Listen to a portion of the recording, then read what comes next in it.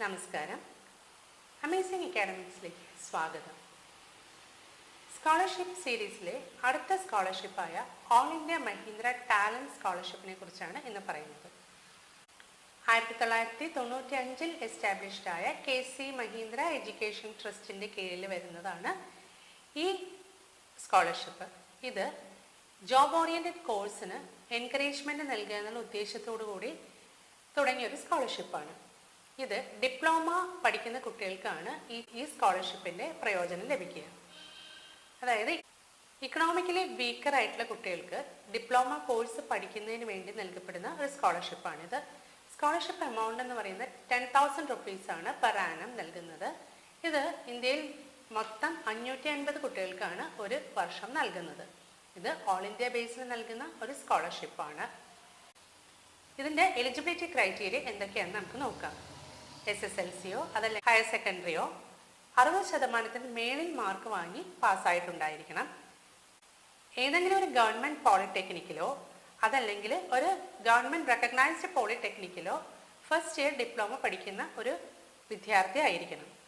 കുട്ടിയുടെ annual family income law എന്നേ പറയുന്നുള്ളൂ. എമൗണ്ട് ഇതിൽ പറഞ്ഞ് കണ്ടിട്ടില്ല.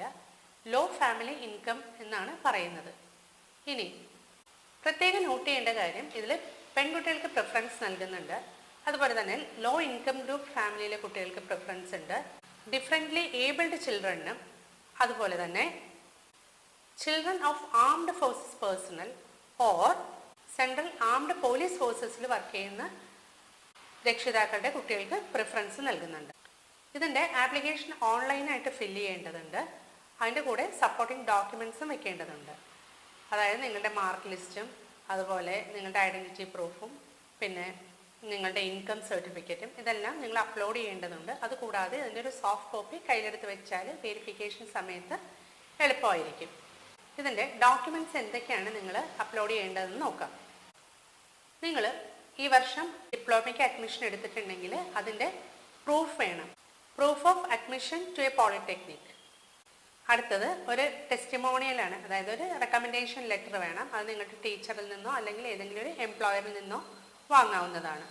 മൂന്നാമത് നിങ്ങളുടെ ജനറൽ ഹോബീസും ഇൻട്രസ്റ്റും അംബീഷനും എല്ലാം കാണിക്കുന്ന ഒരു ജനറൽ സ്റ്റേറ്റ്മെൻറ്റ് ഇതിന് കൂടെ വെക്കേണ്ടതുണ്ട്.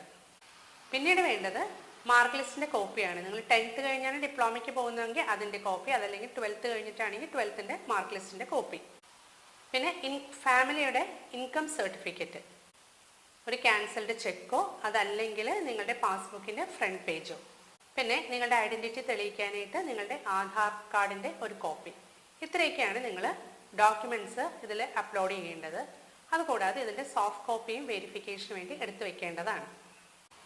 നിങ്ങൾ പ്രത്യേകം നോട്ട് ചെയ്യേണ്ട ഒരു കാര്യം എന്ന് പറഞ്ഞാൽ, നിങ്ങൾ ഡിപ്ലോമ ഫസ്റ്റ് ഇയർ പഠിക്കുന്ന ഒരു കുട്ടിയായിരിക്കണം. അതായത് ഈ അക്കാഡമിക് ഇയറിൽ 2024 ഡിപ്ലോമ ഫസ്റ്റ് ഇയർ പഠിക്കുന്ന ഒരു കുട്ടിയാണെങ്കിലാണ് ഇത് അപ്ലൈ ചെയ്യാൻ സാധിക്കുക.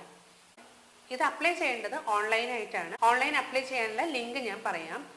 kcmet.org എന്നാണ്. അതായത് KC മഹീന്ദ്ര എഡ്യൂക്കേഷൻ ട്രസ്റ്റിൻ്റെ ഷോർട്ട് ഫോമായ kcmet.org ആണ് ഇത് അപ്ലൈ ചെയ്യാനുള്ള വെബ്സൈറ്റ്.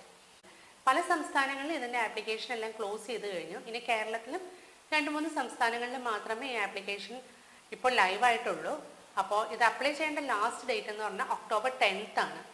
October 10th മുന്നേ നിങ്ങളുടെ ഈ സർട്ടിഫിക്കറ്റ്സ് എല്ലാം റെഡിയാക്കിയിട്ട് എത്രയും പെട്ടെന്ന് ഇത് അപ്ലൈ ചെയ്യാൻ നോക്കുക. ഡിപ്ലോമക്കാർക്കുള്ള നല്ലൊരു അവസരമാണിത്.